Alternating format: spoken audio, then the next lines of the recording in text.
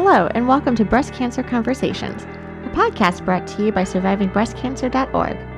I am Laura Carfing, breast cancer survivor and founder of SurvivingBreastCancer.org, a nonprofit organization providing community, education, and resources to empower those diagnosed with breast cancer and their caregivers from day one and beyond. Our podcasts are made possible thanks to our sponsor, Store My Tumor. Your preserved tumor contains the most important information about your cancer. Store My Tumor provides live tumor preservation and coordination of advanced diagnostics and personalized immunotherapies. Thank you so much for supporting us. Hello, my friends. I'm so happy to be connecting with you this week on Breast Cancer Conversations. I'm your host, Laura Carfing, and if you're joining us for the first time, be sure to subscribe to our podcast and receive notifications each time we come out with a new episode. To all of you who tune in every week, welcome back. I'm so glad you're here. I do want to let everyone know, if you haven't checked out our events page at SurvivingBreastCancer.org or you haven't subscribed to our newsletter, I do want to let you know that we do have an upcoming free webinar on December 2nd. It's going to be on the discussions of Saints Who Rock, presented by Dr. Carol Weaver. Hope you can make it. It'll be a great way to connect with the community and then just enjoy all of the feminist heroism we have in our world and people we can really look up to. So today we have a little bit of a longer podcast. I'm really excited because we have Kandace on the show. She is from Long Beach, California, diagnosed with stage 2 breast cancer that eventually metastasized. Kandace is amazing. She has run several marathons, including qualifying for Boston, which in and of itself is just spectacular. We talk about everything from hormonal therapies, the Lupron shots, whether you get them on a monthly basis or quarterly. We talk about the ebbs and flows of lymphedema, how lymphedema can flare up, and the struggles we have trying to fit into jackets and blazers that are just really cute. But because we have this fluid in our arms, we're prevented from wearing some of the cute outfits. We talk about everything from living a healthy lifestyle to living our best life after a cancer diagnosis. I am thrilled to have Kandace on the show. Welcome to the conversation. I've had cancer twice. And the first time I was stage 2, and I went through the chemo and radiation, surgery, and I didn't know anything about hormone therapy. I had never heard the word. And so after I got done with radiation, I thought, okay, great, I'm done. And they said, oh, you have to take, you have to take a aromatase inhibitor every day, and you have to take Lupron. And I had taken Lupron during treatment to suppress, suppress my reproductive system. Mm-hmm. And I was doing it every quarter because I couldn't handle the side effects of the monthly Lupron. Okay. And with the monthly Lupron for me, I was achy. I'm a morning person. I go out and I run in the morning, and I have morning clients, and I'm up and out the door at 5 a.m. I could not get out of bed until 1 o'clock in the afternoon. Really? And I could not manage the monthly side effects of the Lupron. So I talked to my doctor about it, and he said, okay, you can go on the quarterly, and the quarterly I could handle. Mm-hmm. But then I got off the aromatase inhibitor because I didn't like the side effects of that. And because he said, because I went through such a rigorous chemo treatment, that, I should be okay. Mm-hmm. And then, so at my 5.5 year mark, I was re-diagnosed with metastatic breast cancer.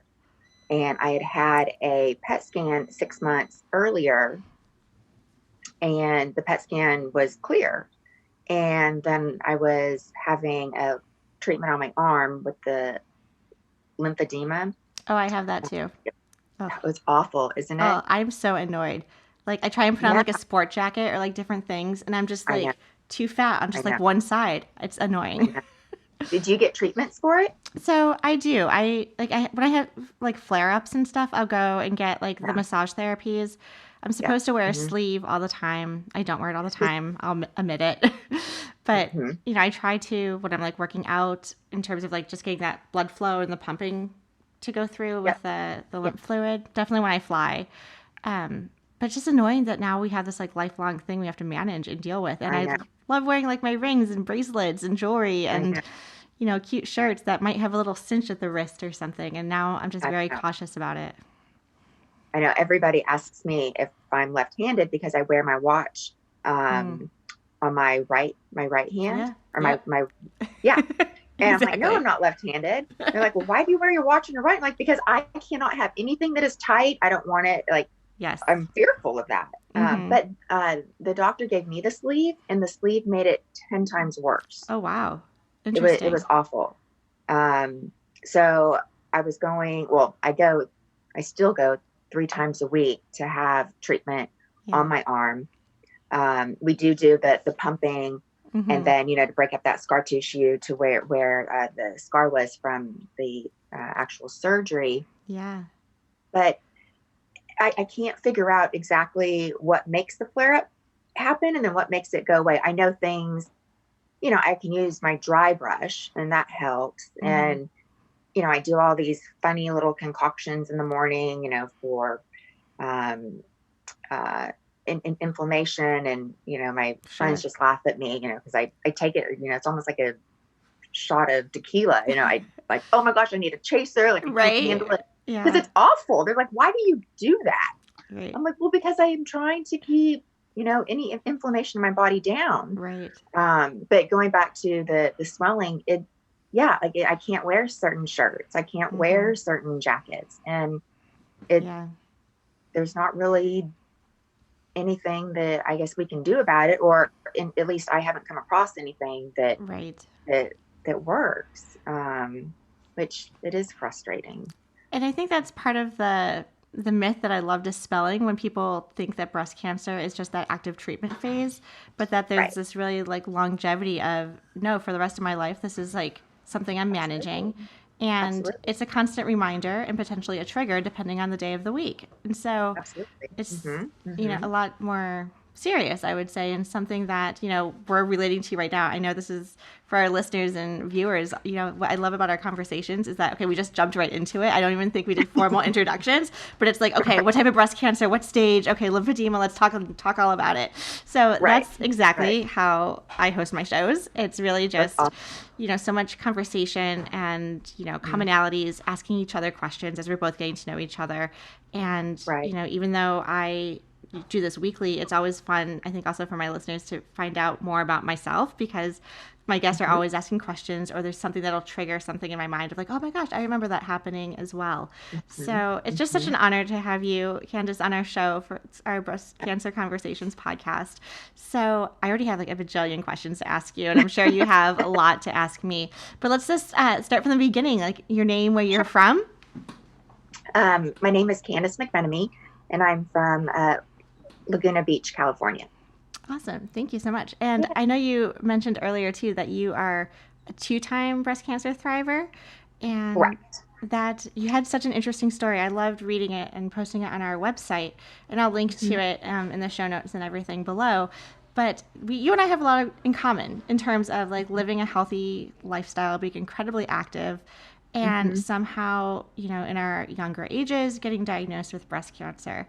So I would have to say you are a little bit more active than me, trying to run all of these marathons and qualifying for the Boston Marathon. So I would love for you to just kind of like take us back to a little bit of like your lifestyle and leading up to that like terrible rainy day that you were describing in your story. Yeah. So I've had a personal training business for 18 years now. But in 2011, in 2010, I did the Long Beach Marathon, and I was not happy with my time at all. That, my boyfriend at the time and my parents were at the finish line, and, my parents were so excited that I finished, and he looked at my parents and said, she's not happy. And sure enough, I got up to them and I said, I am so disappointed in myself. And my parents were like, you just ran a marathon. Yeah. And I said, but my time was awful. So when I was training for Napa to get to Boston, I was determined. And while I was training for Napa, towards the end, I was just feeling really tired. And I thought, well, maybe I had mono. So I go and I get tested. No, my blood work is perfect. And I thought, okay, I'm just tired. So I drove up to Napa, ran the marathon. I qualified. I was on cloud nine with my time. That is so huge. That is huge. Yeah. And, I was going to be going to Boston in 2012. And when I went to the doctor, I forgot to tell her about this little bump that was, it was underneath my armpit. Okay. And I honestly, I thought it was ingrown hair, and I was living with my sister at the time, and sisters being sisters, I'm trying to get her to pop it. And, right. Maybe this is too much, but she's like, it won't. And I'm like, you're not trying hard enough. Right. But I couldn't get it, and I told my mom about it. She's like, just, I don't know, have the doctor look at it. And I forgot to tell her. And when I got back from Napa, she said, go get that looked at. I said, okay. So I went to the doctor. But it wasn't like bothering you or anything? Like there was no pain or just, you just noticed it? Yeah. And it was honestly, I don't know if you can see, but it was the white of my nail. It was like, it was that, that small. Sure. Again, I thought it was an ingrown hair. And she didn't know what it was. And so she said, let's just go do a mammogram and an ultrasound just to be on the safe side. Sure. And I said, okay. So I did. And the mammogram came back a little funny. Ultrasound came back a little funny. I had to do a biopsy, and sure enough, stage 2 breast cancer. So from being on my highest cloud of running Napa, qualifying for the 2012 Boston Marathon, to 10 days later of being in surgery and having 17 lymph nodes removed, 7 of which were cancerous. Oh my gosh. It was just, I thought, how was I so high and now I have cancer? Right. I'm like, I'm 30. Yeah. It doesn't run in my family. How in the world do I have cancer? So long and short, I went straight into survival mode, as I'm sure you did. And I met my surgeon, I met my oncologist, and, went through the traditional chemo, the traditional radiation. And, you don't really think about the mental and the emotional impact that it has on you, because you're just trying to survive. Right. Yes, I'll speak for myself. I never thought that I was going to die. I never did. That wasn't going to happen to me.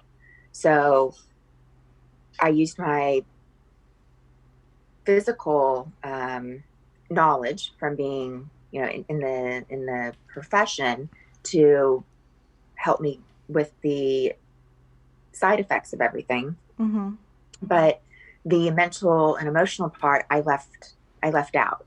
Right. And it wasn't until, I don't know, maybe 6 months to a year after the first time I was diagnosed to really start to digest what had just happened to me.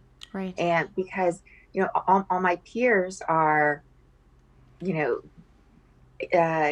getting further along in their profession. My peers are meeting their boyfriends that became fiancés, husbands, and children. And I'm waiting for my hair to grow back on my head. Right.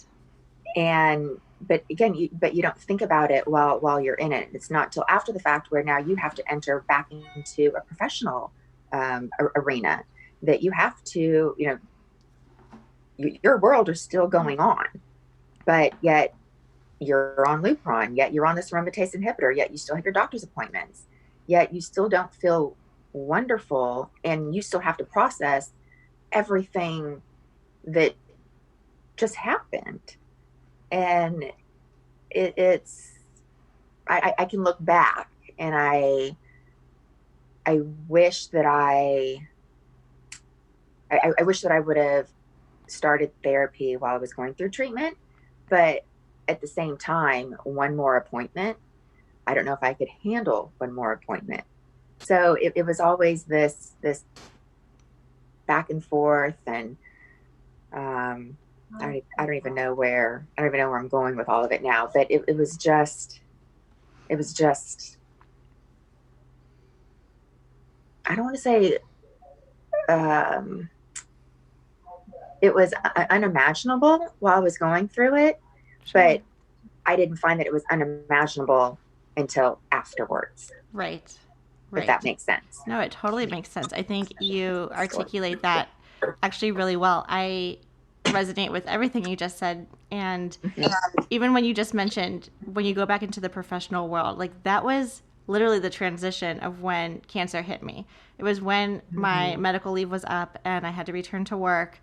And I remember putting on, like, my hair was just starting to grow back, and it came back like this like awesome silverish blonde grayish color that was like like the little like duckling fuzz, and it was awesome. And I would never have my hair in that like short little pixie style unless this happened to me. But you put on like your pink lipstick, your cute dress, and you go to work, and everyone's happy that you're back. But that lasts maybe like 10 minutes, 30 minutes if you're lucky for the coffee break. And then it's, here's all the work that you missed. Let's get caught up. You're in meetings, you're taking notes. And for me, it was the chemo brain. It was the overwhelmness of like, I've never suffered from anxiety before. And the level of anxiety was like, oh my God, it was almost that Charlie Brown moment of everyone's going like, walk and talking. And I just could not process what was happening. And that's really when it hit me that this breast cancer journey is so much more than just getting through and surviving through treatment. And really, this is now a lifelong thing that some days it lingers in the forefront of your mind, sometimes it's in the back of your mind. But, the scary fact that, doctors can never tell us 100% that we are cancer free, that there's always, a lingering opportunity for something to bubble back up. Right. Yeah. Right. And in your, go ahead. And I wanted to ask you, actually, I love that you never thought you were going to die from this. Like, you were just like, okay, cancer. When you were going in for your mammogram initially, like that day where you had like the mammogram, ultrasound, and biopsy, was cancer even like part of your mind? Because, you're really like doctor's appointment, ingrown hair, they're just testing. Like, what was happening in that period of time? No, cancer had never ever crossed my mind. So being in my profession, it's usually once a year that I have to take a chunk of time out, whether it's 5 weeks, 6 weeks, if I hurt my ankle, or if I had to have some random surgery, or I hurt my shoulder. So I really thought, I was like, something's not right, but this is just going to be something where I'm not going to be able to work out and, run and do my thing for 5, 6, maybe 7 weeks. I'm like, okay, it's just time for me to rest. Exactly. And when that rainy Wednesday day in Southern California, where, we get rain, but it drizzles, and we're like, oh my God, it's raining. Right. But I mean, it was like downpouring. Yeah. And I thought, that's weird. It's raining. So Mom and I go to the hospital, and we're waiting. And I thought, what is going on? And, I left the exam room, and I went out in the hall, and I just asked a nurse, I said, could you please tell me, my results? Like, we've been waiting. And she was like, oh, sweetheart, I'm sorry. I didn't realize you've been waiting for so long. I'll go grab the results and bring them in the room. I'm like, okay. Yeah. So she comes back in, and she was like, I'm so sorry, but you have stage 2 breast cancer. She tells you right then and there? Right then and there. And my mom was I was sitting on the exam table, and my mom was sitting in a chair with her legs crossed. And as soon as the nurse said those words, I went into shock. But my mom, and she doesn't remember doing this, but she kicked her legs, and she kicked me. So she went to uncross her legs and cross them the other way. And it was just like this, like, honestly, a knee-jerk reaction. Yes. Oh my God. I said, there's no way that I have cancer. It's not possible. Like, no way I have cancer. And she said, sweetheart, you do. And I didn't cry at that point, and my mom didn't cry. Again, we're, this team. And Right. she said, okay, I want Dr. So-and-so for her surgeon, and I want Dr. So-and-so for her oncologist. And the nurse said, well, let me go see, because I think the surgeon is still here. And it was 5 o'clock on a Wednesday night. And so sure enough, he was there, and he walked in and he looked at me and said, you are way too young to be dealing with this. And he said, I'm so sorry. And he said, I'm going to take care of you. And I said, I would also like so-and-so to be my oncologist. And he said, okay. I know, it just gave me chills Yeah. to even say it. And even to this day, even though I'm no longer with that hospital, I'm at another hospital now. And I'll still pop in, and I'll see him and we'll talk. And so you establish these relationships and friendships with these doctors that have such huge hearts for what they do. And I think for them, seeing, someone like you or someone like myself who is young, we're not supposed to be managing and dealing with this. Right. It breaks their heart, and they just want to help us and make us better. And but it's just such a lovely Yeah. relationship that you establish. Yeah. That's interesting that you got to meet like your surgeon right away that evening too. Yeah. So when Yeah. I got diagnosed, yeah, I don't think I cried either. I think it was I forget exactly how this was working. I think I saw my primary care doctor a couple of times Yeah. before I finally got the prescription to be able to get the mammogram. Okay. But my family, oh, go ahead. Does it run in your family? No, so it doesn't. And we did genetic testing, and there's no genes associated with it. So it's incredibly sporadic, which is a little troubling. I mean, sometimes we want to Yeah, know, like, well, why? But exactly. Yeah, um, you almost feel like, if I know why, then I can manage that. yes. But if I don't know why, Mm-hmm. then that leaves me Right. being confused. But I interrupted you, so No, I no, apologize. no, Go not a ahead. problem. Well, and speaking of the why, I think, so about our background also, my boyfriend and I were strict vegans at the time also. And Oh, wow. so, Okay. we were, and prior to that, I was a vegetarian. So there would have been like pretty much like 2 decades of me not eating like animal products and, Mm-hmm. dairy products and all of this good stuff. People would be like, oh, you don't eat enough kale or broccoli and all these cancer fighting foods. I'm like, you guys, like, stop. That's like the worst thing you could tell me right now. Right. Right. But I remember two distinct things that when I found out that I had breast cancer, William, my boyfriend, was like, that's it. We're going out for steak. Like, all bets are off. And then the second thing that I wanted to share also is like, it never crossed my mind once either that by me sharing with my boyfriend that I had breast cancer, that he was going to leave me. I think, like, in hindsight, it was, I don't know if I should have thought about that a little bit, but it was more like, Mm-hmm. okay, like, what does this mean? I have to get time off from work. I have to go to the hospital. It was immediately, like you were saying, like planning mode and just getting Right. everything in order. And Mm-hmm. I didn't feel like there was adrenaline, but it was almost that like adrenal rush of, I can't Right. think and have emotion around this. It's very pragmatic, and this is the process Right. we're following.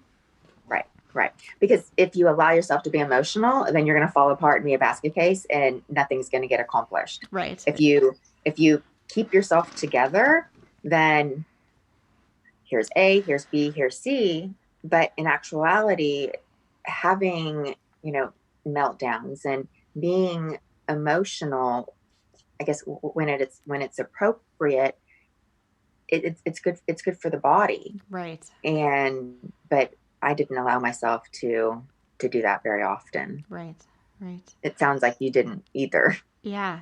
No, I think it all hit me like afterwards. Yeah. Like even Yeah. now, like I'm 2.5 years out, and I'm just like, Mhm. I still have my mental breakdown days, and I'm just like Mhm. it's just hard. I struggle with weight gain with all the aromatase inhibitors and joint Yeah. pain, and just like the aftermath, the hot flashes. Like I try to get ready for work, I I put on the know. makeup, and then by the time I get to Yeah. my car, I'm like wiping it all off. Like, what's the point? I know. I know. I know. So, I yeah. know my girlfriends that are older than me and actually going through, natural menopause, they'll tell me all about it. And I'm like, you guys remember, I've been managing this for, 8 years. I'm like, Right. oh my God, Ken, I'm so sorry. I forgot. I'm like, no, you don't need to forget. Right. But yeah, I mean, I've tried everything under the sun with the hot flashes, putting peppermint oil, behind my ears, on my wrist, and, taking a shower at night and going to bed with my hair wet, and, Yeah. all the fans and everything, Oh. anybody that walks into my bedroom, they're like, it's an ice box in here. I'm like, isn't it fabulous? Right. Exactly. All through winter in Boston, we sleep with like the bedroom windows cracked because I'm just like, I need this air. Or like, yeah, you get out of the shower, I'm just like letting the steam from like the 30-degree outside come in. I'm like, this is amazing. That's awesome. Yeah. I don't mind the cold temperatures. It's just the snow that I can't stand. Right. Yeah. But it's beautiful in the fall, right? Oh, it is. Yeah, I'll definitely send you Yeah. some pictures. We got up to New Hampshire not too long ago and took pictures in peak foliage. I was like, it was just a great mental escape of being in like the world's like flower bouquet. So Absolutely. yeah. Absolutely. I know. I use the ocean. Totally. As I try to go every other day to go and put my feet, Nice. in the sand and obviously the water. It's a little bit cold in the winter, but Yeah. cold for us is not cold for the rest of the world or the rest of the Sure. United States. But you have to have that peacefulness, that it's almost a meditative state that you create. And what works for me might not work for you. Right. But it's fine, and as long as we are all in this together and can talk about, different things to try, even going back to the hot flashes, if there is something that you're like, oh my gosh, I do this, then maybe I should try it. Maybe it'll work. Exactly. But tell me how you found your breast cancer. Yeah. So I guess there was like always like a lump or something going on, but again, or maybe when I first recognized it, one, I never thought of breast cancer, and then two, it's always been there. So why would I be concerned? Like right at the age when you're starting to do your own like self breast exams, like I know my body, that's always there. Oh, I'm not worried about it because it's always been there. Whether you're like going through your menstrual cycle or not, you're just like, I'm not worried about it. I brought it up with my doctor, my primary care. She was not concerned. And so, I think why would you advocate and feel empowered to ask more questions if you don't have a family history of it and she's not concerned? Because, we hear like we're too young for this, right? So it's not like on the forefront. But when I was 34, I was, again, being very active and working out. And like, luckily, I'm glad I was working out because this is how I was starting to notice a difference and change in what was going on with my chest. And so like I'm at the gym, like, pumping my iron in front of the mirror and like, feeling really great about what's going on. And so I've been doing this for like a couple of weeks and I'm like, wow, I'm really starting to like develop like shoulder muscles and pectoral muscles. But one side of my chest was not as developed as the other. And I'm like, well, I'm not lifting odd like weights on different sizes. Like this is a little weird. And so I actually started noticing some dimpling happening on my breast, and was just like, again, could be muscle, doubt it's muscle, because it was so different. It was not happening on the other side. And so it was really the dimpling, I guess, when like the cancer was starting to pull in the skin tissue that caused that effect. I think a lot of people show like those pictures of like the different types of lemons or like different fruits that have like all the ugly wrinkles and everything on it. But I think that's a really good example of like, what does it look like? I'm like, it looks kind of ugly and like dimply. And, so that's when I asked my doctor. And even then it was challenging to almost like convince her that I wanted a mammogram because depending on your posture, it looked like you couldn't find anything, right? But like if you're slouching or you're hunched over or you have your purse on your shoulder, like you can see like how your body changes. And I was like, well, if you're not worried, that's cool. Let's get a mammogram so I can sleep at night. Like, and I wasn't really thinking cancer. I mean, I was bracing myself potentially because, my boyfriend and my parents were talking about it, but like, but it wasn't like the result. It was more like, let's just get this out of the way so we can just move on. Right. And Right. it happened very quickly too, just like your story. I went in for the mammogram, and then immediately more pictures were taken, then an ultrasound, and then they asked if I could stay through lunch, and they'll squeeze me in for a biopsy. And that's when I called my job thinking I was just going to be an hour late for a mammogram. Ended up me taking the entire day off because, I'm sitting in this little room signing consent forms about the potential of a collapsed lung, and I've never had a biopsy in my life, and I don't know what that means. And that level of pain was like something I never want to experience again. Right. Did you end up having a collapsed lung? No, later. Okay. But not during that. Me too. Yeah. And so again, I think it just moved very quickly. The waiting period is always the worst, waiting for results, trying not to think about it and stay focused at your job. And I found out through a phone call, and they asked if I wanted to come in. I'm like, can you just tell me now? And then I'll come in, but can you just tell me? And right. They scheduled me for, it must have been a 7:30 a.m. or 8 a.m. Again, before they open at 8:30, appointment with an oncologist who was off on that day, who made a special trip to the hospital to come meet with me because of my age and everything and how quickly we have to move, right? So I think I met with him, and in hindsight too, I think it was really cute. He was giving me the rundown, you're going to meet this doctor, you're going to have the bone scan, you're going to have the CAT scan, or the CT scans, you're going to have all of these tests done, and it's exhausting, and you're drinking all this terrible liquid, and and then at the end I was like, okay, and then I come back here for the next step, and he's like, no, I'm going on my vacation day now, but I wanted to meet you at 8 a.m. so I can tell you what your plan was, and then we'll connect next week. And I'm like, oh, I immediately was I didn't know. I thought you were just my go-to now. And so when you talk about that relationship, it was immediately okay, I see you. You're my guy. You're going to work with me on this. Don't leave my side. Right. You can't go on vacation. Right. Exactly. So, so we went through all the testing and everything.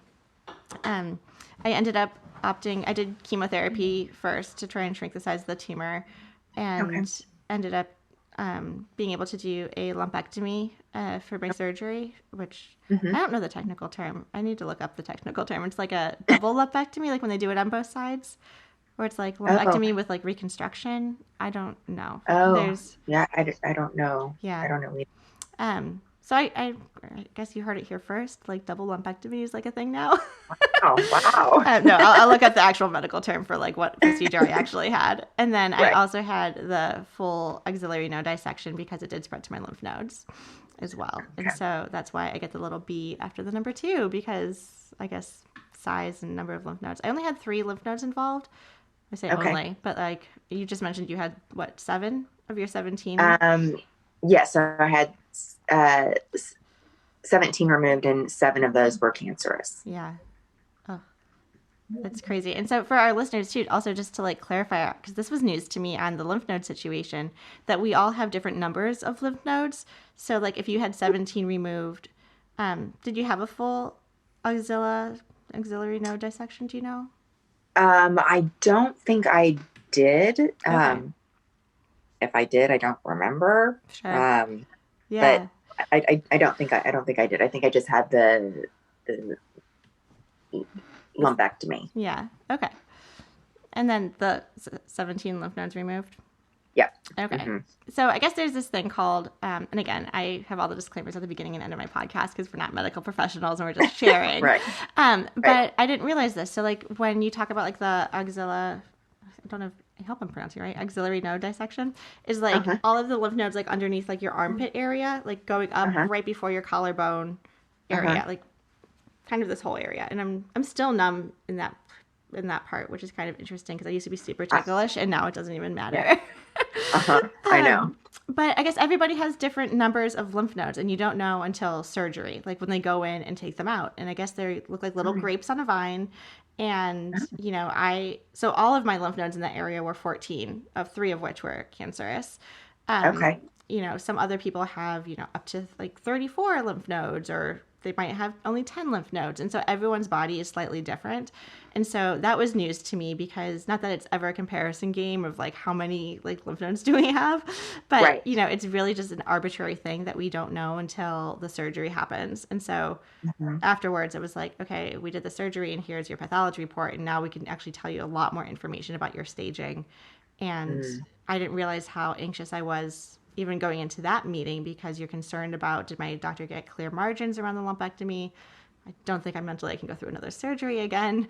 Right. What happened? What's going on with the lymph nodes? Because they were removing tissue on my other side. You know, while it wasn't detected, you never know deeper tissue that might not have shown up on a mammogram if there was cancer on the other side.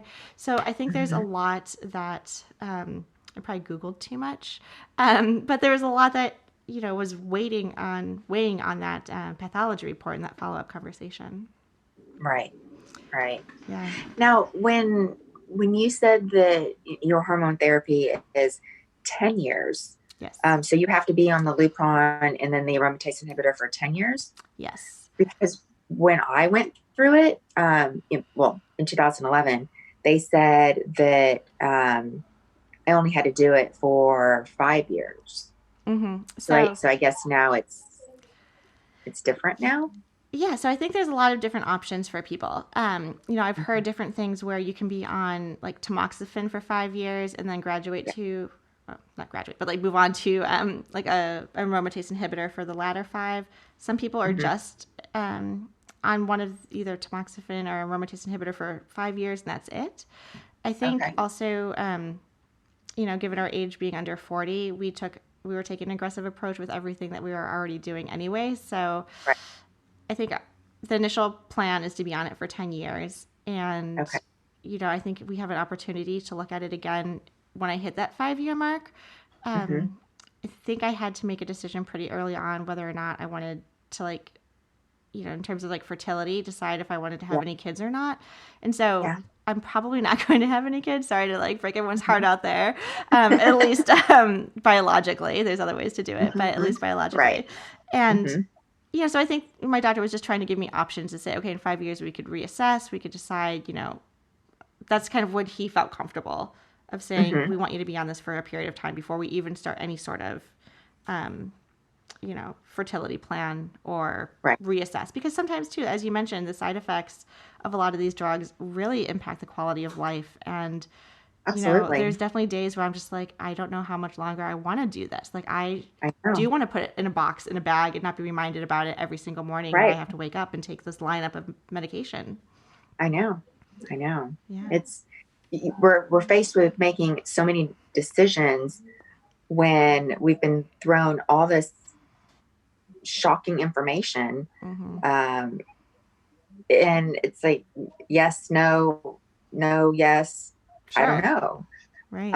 And I know before I had my surgery, I had I harvested my eggs. Okay. Because, you know, I didn't have, well, I had a boyfriend at the time, but, you know, I wasn't married and I didn't have kids before that. And I would say up until maybe 2 years ago, I was dead set that I wanted kids. And now I don't know if I do, but I'm happy that I still have that opportunity, but I feel like I'm leaning towards not having kids. But it's a hard decision. Yeah, it's keeping the options open, right? Like right. I know. And I had a girlfriend who was 6 months ahead of me the first time around, and I called her my angel. Oh, nice. And then 3 years later, I had a girlfriend, and so she had twins maybe a year or so after she was done with everything. But she had to have a surrogate and all that. Yeah. And then my other girlfriend, who was 3 years older than me and 3 years behind me, she said, I don't want kids. And so, you know, with breast cancer in general, you know, we have, I guess on the bright side is that we have so many options. You know, do we want to be a mom? Do we want to adopt? Do we want to harvest our eggs? Right. You know, we not want to be a mom? Do we want to be, the best auntie we can be, or do we want to be with animals? And Exactly. so there are a lot of options in life to giving back or contributing Oh, or exactly. feeling that motherhood, I guess that the motherhood Yeah. feeling. Exactly. No, and I feel like that I talk about that a lot with my boyfriend too. Since we made the decision not to have children, it's like, Mm-hmm. well, survivingbreastcancer.org is like my family. It is the children. Absolutely. It is like talking to, those who've been recently diagnosed or people further along in their journey who are having a tough day. Like I give out my cell phone number now. Like it's crazy. I'm just like, oh my God, we've all been there and we know how Right. scary it can be. And just to Right. be like a sounding board, I think is really important too, because a lot of people, we're just meeting each other now pretty much, but like when you're on the telephone, like it's almost like being in confession, right? Like you don't see the person, you don't know the person, they're not your doctor, they're not your spouse, they're not a relative. It's like unbiased, like this is how I really feel. And I just need to get that off my chest. And now I can move on. And so, it's been just really rewarding work that, I know this is, if I'm not going to have a family, like I have my work cut out for me doing this. So I'm satisfied. There's a lot of love. Absolutely. Yeah. Absolutely. Definitely.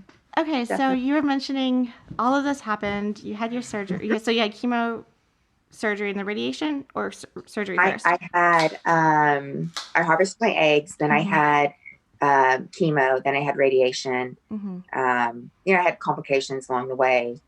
I had capillary leakage in my lungs. I had to stop chemo for, I think, 6 weeks. Oh, wow. Yeah, so I couldn't walk up a flight of stairs without feeling faint. Oh, wow.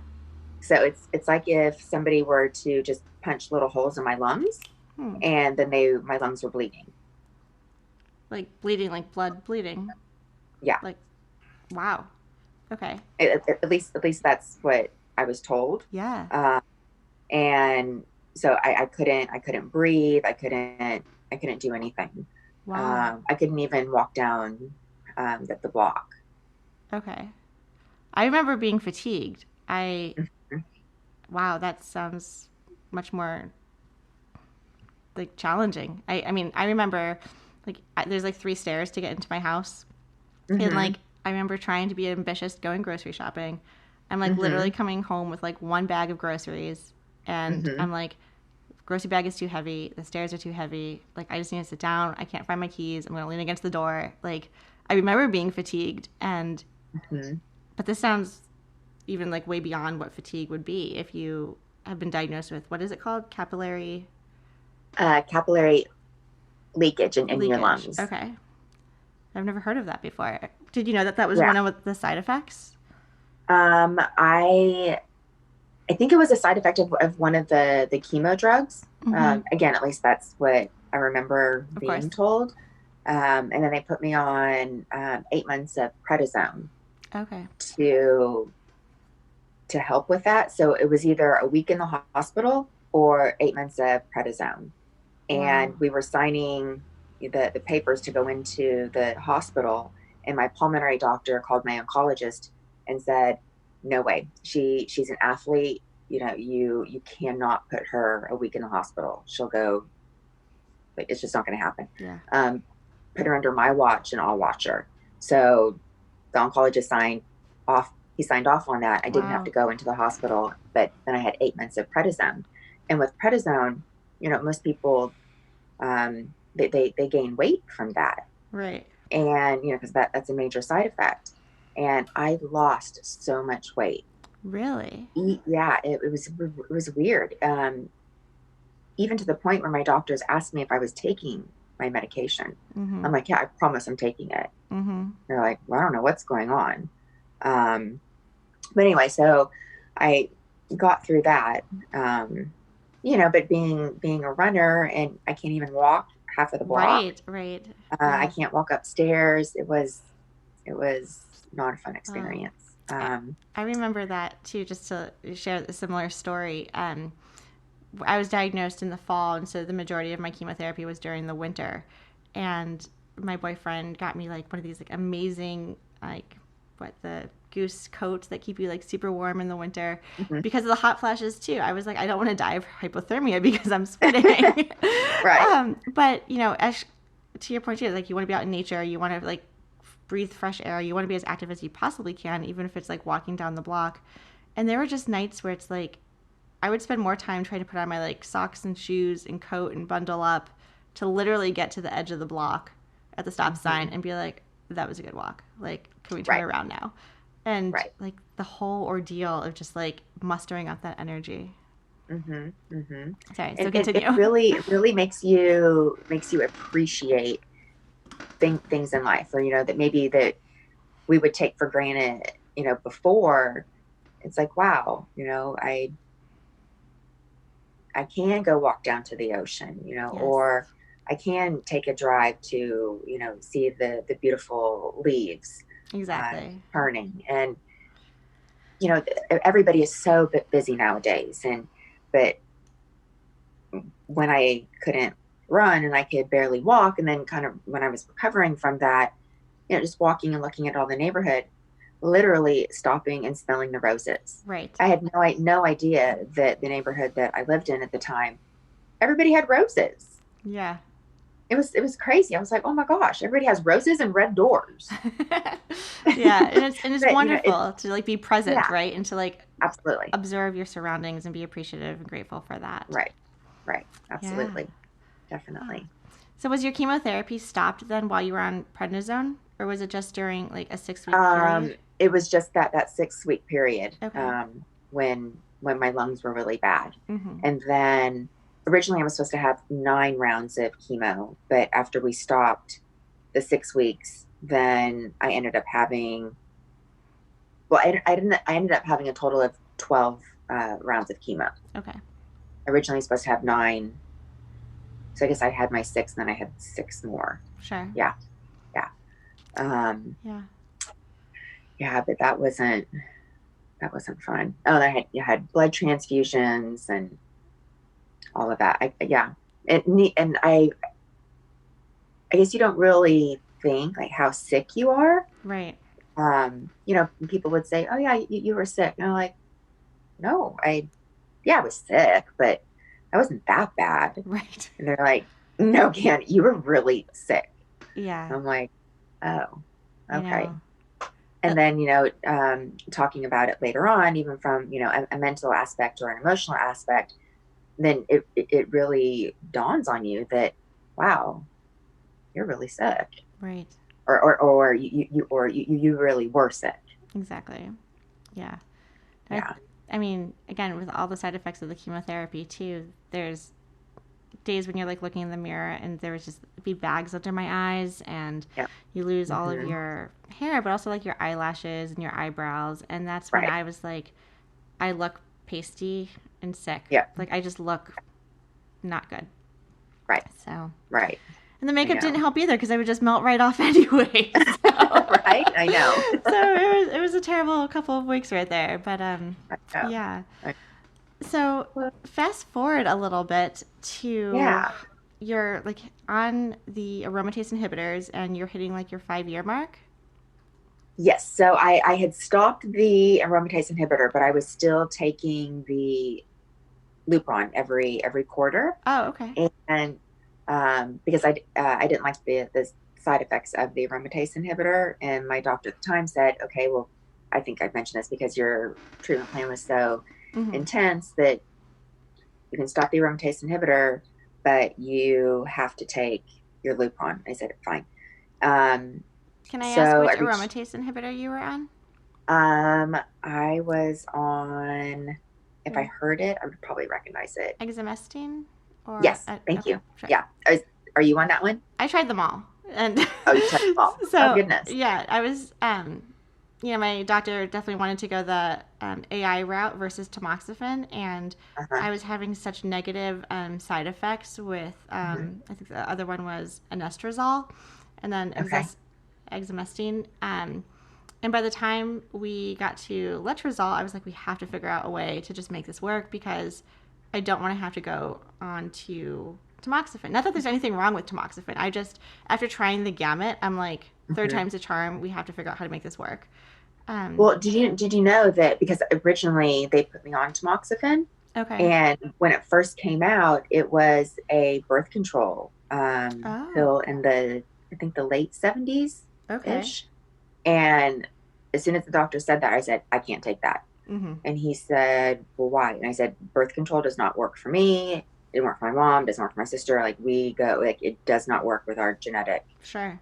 Yeah. Um, and he said, just try it. And sure enough, I tried it. And I was like, my face became a little tomato. I got all Oh, yeah. puffy. I was like awful to Oh, be around. And so they took me off of it, and then they put me back on the Lupron. okay. Yeah. So that's interesting to know. I've never heard of an option for some people to be able to be off of the AI but still getting the Lupron. So while you're not Yeah, getting the AI, you're still suppressing like the estrogen from your reproductive system. correct, Awesome. correct. Okay, that's great. But not the 20% from your adrenals. Got it. Okay. At least, again, Yeah. that's what I was told, that the estrogen comes from two places, your ovaries and then your adrenals. And Okay. so the Yeah. Lupron um, suppresses your ovaries, and then the aromatase inhibitor, Oh, I don't want to say suppresses the adrenals, but that makes sense to me. yeah. Yeah. Again, if I'm getting my information No, my info correct. that sounds right. I've heard reference of the adrenal glands. I'll do a little bit of Okay. research, maybe do a blog on it because I haven't. Okay. Yeah, I mean, there's so many topics out there to write about Yeah. and investigate. Right. But yeah, Right. I didn't know that, and I think that's really helpful actually to clarify like what the drugs are Mhm. doing and how they're complementing each other. Right. Right. Mm. Um, so I reached my 5 year. I was, cancer free. Everything was great. And then 6 months later, I found a little bump on like the upper part of my chest, and my chiropractor that helps me with my treatments with the lymphedema. He said, "Do you feel that?" And I said, "I do," but I just thought, maybe my my pecs are tight, from Right. push-ups or whatever it may be. And he said, just go have that looked at. And I said, oh, okay. And so I did, and they did the biopsy, and it came back negative for cancer. But because of my health history, they did another scan, and I had tumors everywhere, What? everywhere. So the But that original came spot, back negative. yeah, the biopsy came back negative, and they did a scan, and cancer everywhere. So the original site, my lungs, my spine, my sternum, my hips, everywhere. Oh my And god. But you felt fine, right? Like you were oh working out, yeah, like you were oh just yeah, going about your but business. right, right. And I had had a PET scan 6 months earlier. I'm like, Right. how in the world in 6 months did my body develop cancer all throughout my body? Wow. It it didn't Right? make any sense to me. So at that point, I wasn't comfortable with that oncologist anymore. And so I got a second opinion at a hospital up near LA. Okay. And it was the best decision that I made.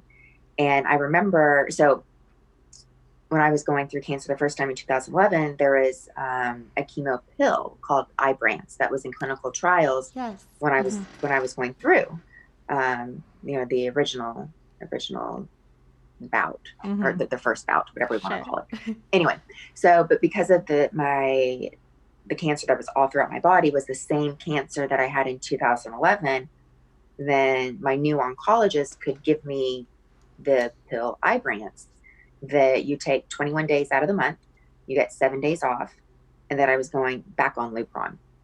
Okay. And he said, we're going to go back on Lupron, but we're going to do it every month. And I'm like, oh no, like I can't do every month.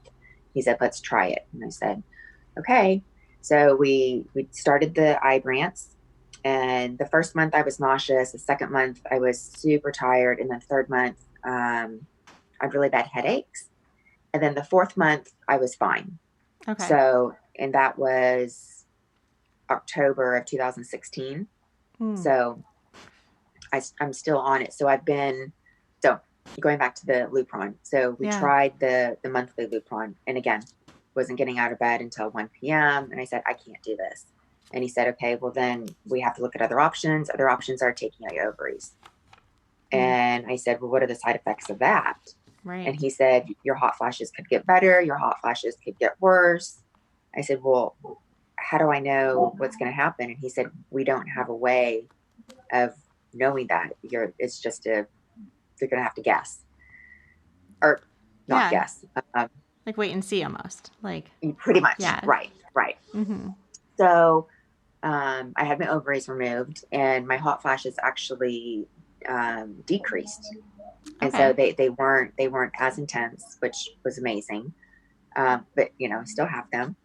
And then so being on the Ibrance, it took 10 months for the cancer to go away. And I said, great. Okay, so I don't have to be on the Ibrance anymore. And he said, oh no, you're on that indefinitely or until something else better comes out. Okay. And I said, why?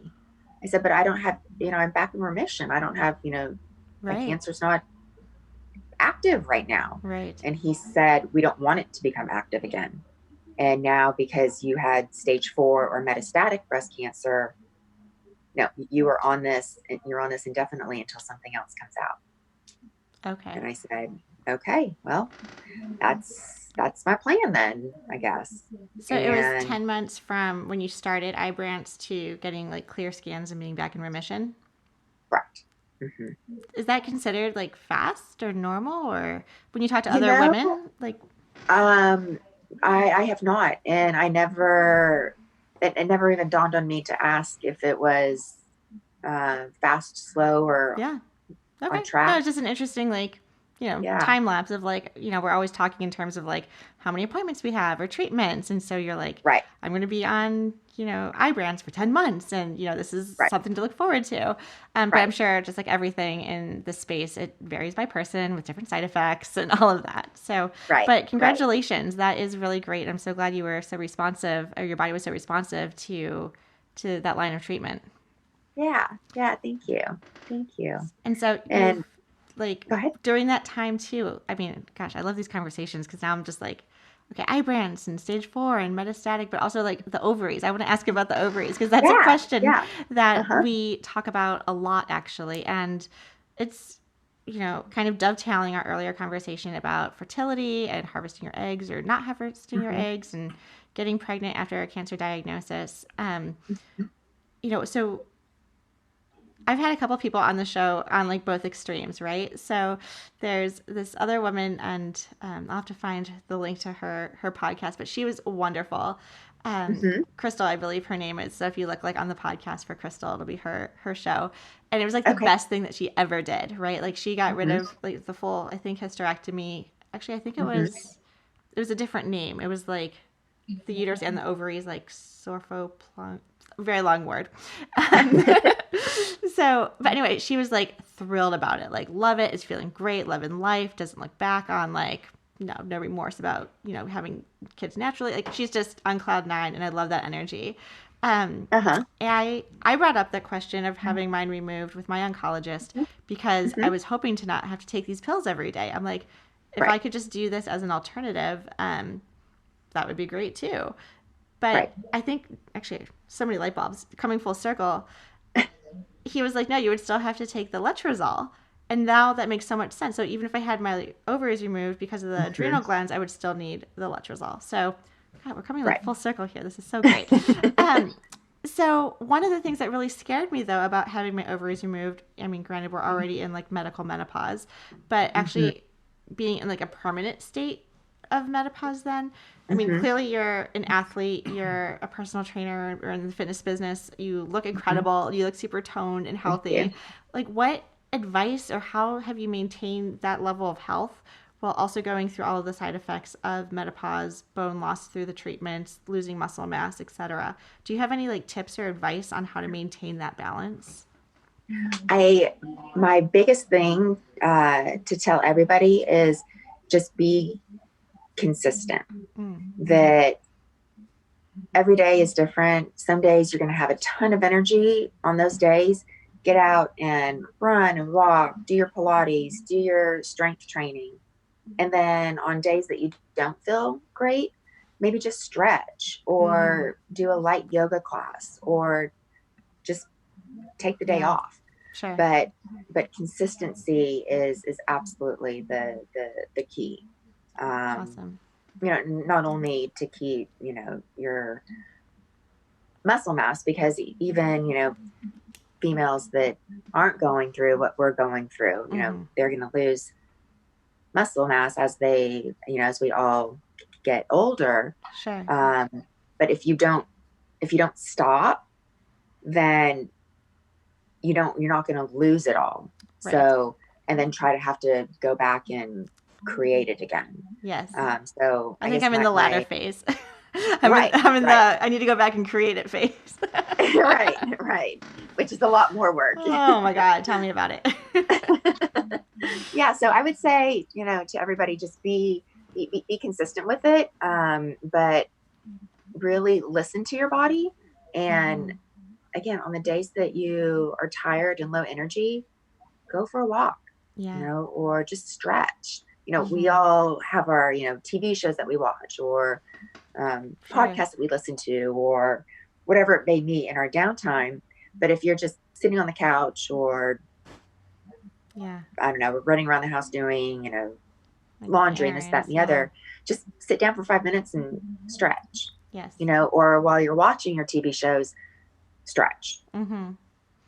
Yeah. That was it, like during the commercials or something, like hold plank or do jumping jacks or do something like just to move. Absolutely. For sure. Absolutely. Awesome. Right. Yeah. Right. Okay. So you decided to have that surgery done, so then you were eligible then to no longer have to do the Lupron shots. Correct. Okay. Right. But I do have to get monthly shots, because even though I don't take an aromatase inhibitor pill, I get shots. There's Flazodex. Okay. For the adrenals. So I still have to block the 20%. Okay. Yeah. Oh, and how are you tolerating all of these like shots and the Ibrans and the pills that you're taking? How are you doing overall? I'm tired, and I'm a positive person. I'm upbeat. Yes, I have my days. Yes, I have my moments. But everybody asks me, hey Ken, how you feeling? How you doing? I'm like, yeah, I'm tired, but so is everybody else. Right. I don't know one person that, a stranger that I would meet and say, are you tired today? Yeah, I'm really tired. Right. So I try to not put myself in a different category. Okay. Even though I've had clients and, friends tell me like, okay, can you just be real for 1 second? Like, our tired is way different from your tired. Right. And I said, okay, fine. It might be true, but I'm not going to tell myself that. I'm going to be on the same playing field as you. Exactly. Yeah. Because, if we tell ourselves positive thoughts, then usually positive things will happen. If you tell yourself negative thoughts, then we're down, then we're sad, then it's just that downward spiral. So, and we all have a choice, right? Do you want to be sad? Do you want to be happy? And we all have our moments, but choose to be positive, choose to be hopeful, choose to have joy instead of, oh gosh, why did this happen to me? Well, life isn't fair. Well, it's just, everyone, why, and again, that's how I choose to live my life. I choose to be happy. I choose to be positive. That's not going to, it doesn't say that I don't get mad or upset, but 90% of the time I'm upbeat and okay, this is my journey. And, everybody has stuff. Oh, exactly. Right. And some people have to take a blood pressure pill. Some people, have to take insulin because they're diabetic. Right. It just happens to be that our journey, our stories are breast cancer. Right. Yeah. So it's, there's a lot of good out there, and I try to surround myself with as much good as I can. I love that. I think that's great. That's, very in line with like our entire mission as well is to like inject that positivity into like the heinous cancer diagnosis, right? Right. And like Absolutely. it's so easy to find the negative. Like that's easy. It's so much Right. harder to like surround yourself with like the positivity. But once you do, it's like contagious. And Absolutely. that's Absolutely. I love that. Like, okay, we can be tired, but like, I was tired last week too. So, I love that being like on the same playing Right. field. I think that's a really like awesome takeaway. Right. Right. And I think giving back also helps with being positive. Mm-hmm. I know the hospital that I'm at up by LA, the City of Hope. Yes. They asked me to be their ambassador for their largest campaign Wow. for 2019. So I've been, doing a lot of fundraising and meeting a lot of different people, and it's been a wonderful experience. But every time I leave an event, Yeah. I have I just have this permanent smile on my face, and Completely. so many people are just so sweet and so generous, and Yeah. they always ask, hey, you did such a great job at speaking, can I give you a hug? I'm like, oh my gosh, of course. Yeah. So I like that. Yeah. That connection and like Absolutely. the storytelling I think is great. We Yeah. were just this past Monday doing. We were invited to come to an assisted living or independent living residence, I guess, for Okay. pretty much people who are 60 and above and or disabled. And it Okay. was in celebration of Breast Cancer Awareness Month, and they invited our organization, and I was able to go and speak. And it was so humbling, I think, and like energizing to hear these Mm-hmm. stories and to share my story with Mm-hmm. not all the big terms or like the gross craziness, but just Right. this is what breast cancer early detection is. This is why it's important. Mm-hmm. And you can just see like the audience, just like right now, like people were like nodding their heads, they're smiling. Before the Mm-hmm. end of it, they were like raising their hands to share their own experience, whether it was their personal experience, their mothers, their aunts. Right. But then it also like opened up this new pathway of just engaging with the community members, because you also see where like the discrepancies are and disparities and Right. things that I never thought of before. There was a woman, just as an example, who unfortunately is suffering from cerebral palsy, and so she needs a sign language interpreter because she lost her hearing, and she also has a really challenging time standing upright. And through this translator, she was asking if I knew of any resources that would do mammograms for women who can sit down, because she Mm-hmm. physically could not stand up to get screened. And I'm Oh like, my God. wow, that is like unless I was here talking to you, I wouldn't even consider that, like that's not on my radar, right? And Right. so how Right. can we continue Right. to go out in the communities and meet people and figure out where those pain points are, Mm-hmm. and immediately then be able to say, okay, we're going to find something for you. Or maybe it's just getting that prescription for insurance to cover the ultrasound because you can lie Right. down and not have to stand up.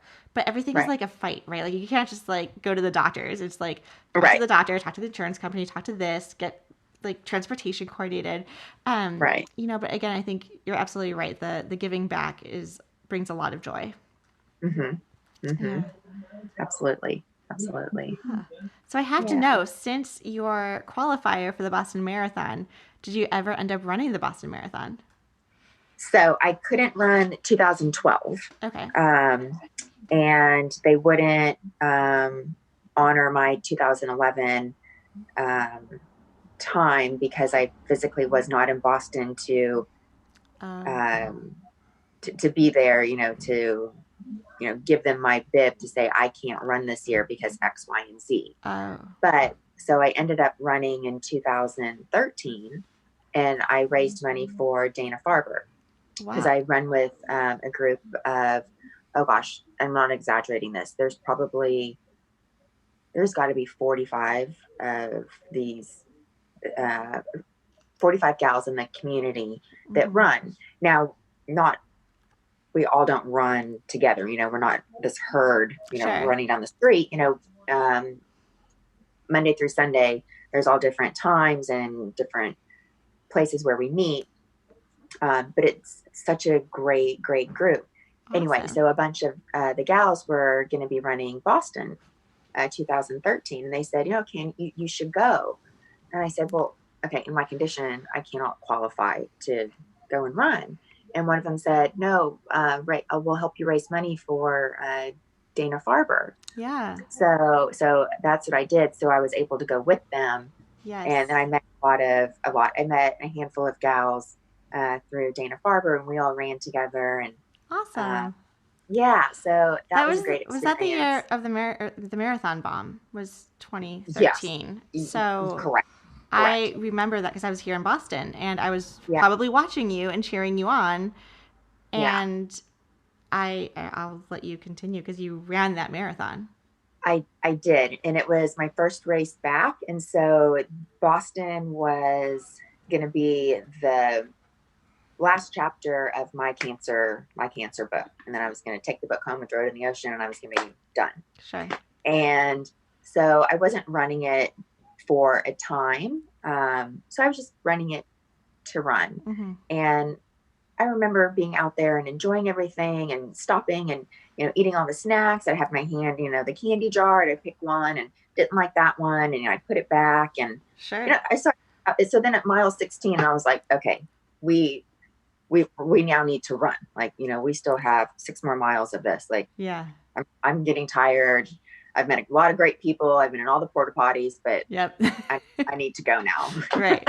We need to finish this up. Right. We don't need to make this an all-day event. So I remember coming up to, towards the end of the race, and about a mile and a half, to the finish line, I just come up to this crowd of people that are stopped. And I don't run with my phone.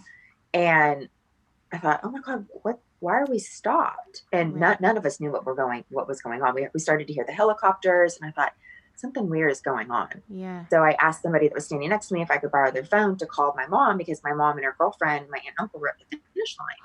And I couldn't get through. Right. Because all the phones were down. It was. Right. Yeah. Right. So I used the phone to call my dad in LA. And I said, you need to get a hold of Mom, and you need to tell me where I'm supposed to go. And so the long and the short, he got a hold of my mom, called that number back, whosever phone it was, and told me I need to go back to the hotel. And I said, I don't really know Boston. I don't really know where the hotel is, but okay. And at this point, it was about 4 hours. Mm-hmm. So people are starting to just kind of fall down because people are cramping. Yeah. Because you've been running for 4 hours, and now you're just, you're stopped. And I thought, okay, I can't do this. So I hopped over the barriers, and then I just started running. And somebody pulled me into, I think it was a Subway, and said, oh my gosh, are you okay? Are you okay? Because I had, my running bib off. And I said, yeah, I just need to find, the Westin. Sure. And you guys have 2 Westins, right? Yeah, I think so. There's a couple. Okay. Depending on yeah. Yeah. So I eventually ended up finding the hotel, which the FBI had made headquarters for that awful experience. But if I really would have been running for a time, I would have come in before, I would have come in before that happened. But, as you know, when you run and you're at the finish line, everybody, prior to Boston, everybody's around the finish line congratulating everybody and watching other runners come in. And it's a joyful exactly. time. Yeah. And if I really would have been running for a time, I would have been right there. Yeah. And I know there's so many, tragic stories that happen from that. Mm-hmm. And I feel awful for the families. And, my heart still goes out to all those people. But it was very scary. It was very sad.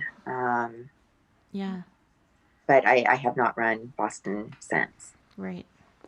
Well, so thanks for sharing that with us. I feel like it's for Boston, and again, I've lived here now for 10 years, which is weird to think about that I've been here for already a decade, but it's very much so a part of the culture. That marathon, it was yesterday. We were all required to be in the house, no one on the streets the next morning while they were looking for everybody. And it was almost like everyone was glued to the television. It was like Super Bowl Sunday, right? Everyone was just watching, probably drinking because there was nothing else to do. You couldn't do anything. Right. And right. we're just trying to figure out what happened. And I've never been in a war zone, but looking out the windows, you're seeing all of these, like tanks coming down the street and Yes. military. Yes. And it was a very different experience. Yes, And, absolutely. you know, Absolutely. I feel even more connected to you in so many ways because we were both now in Boston in 2013. Right. But, oh, I know. you know, I know. I was there with a really good friend of mine, and we were watching all the runners come in. And again, right around the 4-hour mark, we're like, should we go have a beer? Like, we've cheered on a lot of people. It's time to like go to a bar. And literally by the time we walked from the finish line to a pub, you walked into the pub and you could hear a pin drop. It was dead silent and everything was on the news. And we were like, oh my God, like what just happened? We left, we were trying to get home and trying to figure out like where to go. But again, it was a little scary because you're not really sure where to go. Like sometimes just staying put was like, am I safer here? Should I, like, where should I go next? We didn't want to take public transportation. And so, just the faces, like the photographs that we took of just like, you know, the experience around us, but like the runners, like, leaning over the barricades, like hands on their forehead, just like cramping and just, you know, goals of finishing a marathon. You train so hard for something and then something so tragic happens on so many levels. Like, oh. I know. It was awful. It was awful. Any other marathons since then though? Like have you ended up completing one or have you taken a different course with your training? So I now do half marathons. Awesome. I ran the Santa Barbara marathon, but at the halfway point, before the halfway point, my calf started really bothering me. And I thought, okay, I can run the rest of the marathon and I'm not going to get near a time that I want. And then I'm going to have to take a couple weeks off because I'm going to have an injury. Or you can be disappointed right now and you ran 13 miles. Which is huge. And, I mean. But I was so mad that I forget exactly where I was, but there weren't any, again, I'm not running with my cell phone. So I had to walk through a neighborhood to get to another hotel to ask if they would please drop me off at my hotel. Then I had to ask the hotel staff to please let me into my room so I could get my phone to call my mom and her best girlfriend to tell them that you're not finishing. That I'm not going to be there. Maybe come back to the hotel. So I finally got a hold of them and she said, okay, well, let's go, we'll get champagne and brunch and, we'll celebrate your 13 miles. And I said, take your time getting back because I need to go to the gym. They're like, you just ran 13 miles. I said, I know, but I need to lift some weights right now because I'm really disappointed in this problem that I'm having now with my calf and that I didn't finish. So it's like stress relief.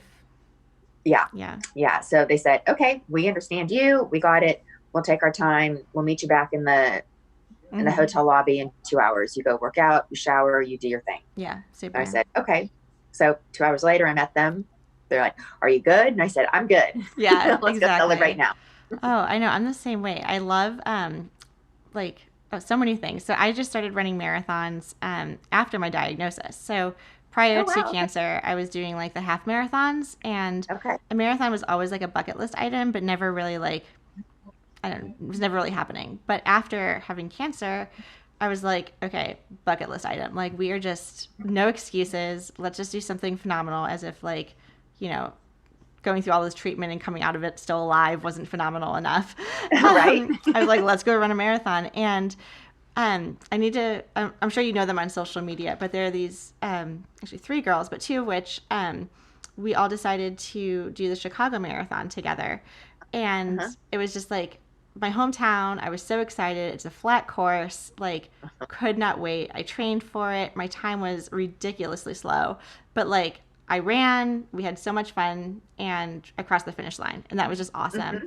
And this other woman who actually just completed her first, I'm not sure if it's only, but her first full Ironman, Wow. just a couple weeks ago. And she's been training for like a whole year after her diagnosis. And, you know, we were texting back and forth. And she's from New Jersey, so like we're not in the same state training, but we're texting because we got like this virtual run community going. And it's just like aches and pains, or, you know, some days you're doing like 12-minute miles because you're just sore. My boyfriend teases me too. He's like, some people can walk faster than you jog. I'm like, I got the bounce going though. Like I'm bouncing. Like you got the moment. Right. And then 6 months later, I ended up flying out to Duluth, Minnesota to run with another breast cancer survivor. And we did the Grandma's Marathon in Duluth. Awesome. And that one was just, I mean, when you're talking about like smelling the roses, I had, again, no expectations. It was point to point. And that's what kind of scared me. I've never done like a point to point race.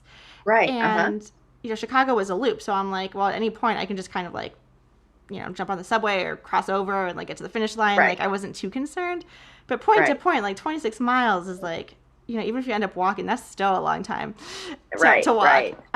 So mentally I was like, if I finish, that's great. But at least mentally I know I can do 13. And that's where the first bus was, like for the maybe elite runners or injury people who like need to take the bus back. So I'm like, I know I can get to 13. And I got to 13. I was like, I'm feeling pretty good. Like, I think I can do this. And like, but like taking pictures, I'm like mile 13 doing selfies and like, you know, and so my whole mental thing was like, I just need to get to the next pickup point, like the next, like, you know, big Red Cross, like, service station of like, well, if I can get, it wasn't even about getting to like mile 20 or 25. It was like, okay, where's the next like health station? Absolutely. And then I would always ask myself, like, are you feeling okay? I'm like, I'm feeling good. Let's go on to the next one. So, I'm going to keep going. Yeah. But it was almost like having that security blanket of like, you know, there was an out if I needed the out. Right. So, yeah. Well, congratulations on your races. That's amazing. Thank you. And I'll keep you posted too. There's another woman I'd love to introduce you to. She was on our podcast as well. Her name is, I don't know if she goes by like Deborah or Debbie or Deb. She's listening to this, I'm sorry. But she's wonderful. She used to be like an Ironman triathlete. And then after her metastatic diagnosis, she ended up now just doing, she still runs and she still swims and bicycles, but no longer runs. And she has taken on this awesome role of just being like event race coordinator, like all over. And she's just so full of energy. And, you know, her story was really amazing too, because she was such a trainer that, you know, she was like, oh, I think I just like fractured something or, you know, like pulled a muscle. Like that's how we are. We're like young and nimble and healthy. And then to hear these stories of, you know, athletes getting cancer is just like, those two words just don't go hand in hand. They really don't. Yeah. They really don't. But this is the securest way to say, save the date for summer 2020. We are in the planning stages. I feel like the more I say this, and this is the first time I'm saying it on the podcast, so this is kind of exciting. So now it really has to happen. But survivingbreastcancer.org, our organization, we are working and are in the planning stages of doing a retreat over the weekend of the summer solstice, which I think is going to be like super awesome. Oh my God. June like 20th, 21st, 22nd, like whenever that weekend is. This woman, Deb, is helping me coordinate it, and it's going to have this like great theme of like paddleboarding and exercise and potentially like a 5K, because there's a lot of other women who've like never run a race before, but they want to do like, you know, bucket list. Like it doesn't have to be a marathon. It could be a 5K. So what can we do around like health and exercise and races, but like retreaty and for like breast cancer survivors? So I would love for you to come. So please save the date. And it'd just be amazing to bring like amazing women together who can just like laugh and enjoy like some time in New England in the summer. I think that's wonderful. Yes, I will absolutely save that date. Definitely. Well, we covered so many topics. This was so much fun. I hope you enjoyed sharing your story. I feel like we were both like all smiles despite the topic. So, yeah. And I think you are amazing, and I so appreciate you and everything that you do. And I'm grateful that you had me on today. So thank you very much. Likewise. Thank you for sharing your story. I really appreciate it. If this podcast was helpful, be sure to subscribe, share with your friends, and leave a review so we know that you liked it. There are so many ways to join our community. Be sure to subscribe to our weekly newsletter at survivingbreastcancer.org. Follow us on Instagram, survivingbreastcancer.org, all one word, and on YouTube at bit.ly/YouTube SBC, and on Twitter, SBC_ORG. If you have a topic idea or would like to be a guest on our show, please contact me at laura@survivingbreastcancer.org. We love hearing from you. Please remember that the content here should not be taken as medical advice. The content here is for informational purposes only, and because each person is so unique, please consult your healthcare professional for any medical questions. Views and opinions expressed in our podcast and website are our own and do not represent that of our workplaces. While we make every effort to ensure that the information we are sharing is accurate, we welcome any comments, suggestions, or corrections. In no way does listening, reading, emailing, or interacting on social media with our content establish a doctor-patient relationship. Thanks. Until next time. Talk to you then.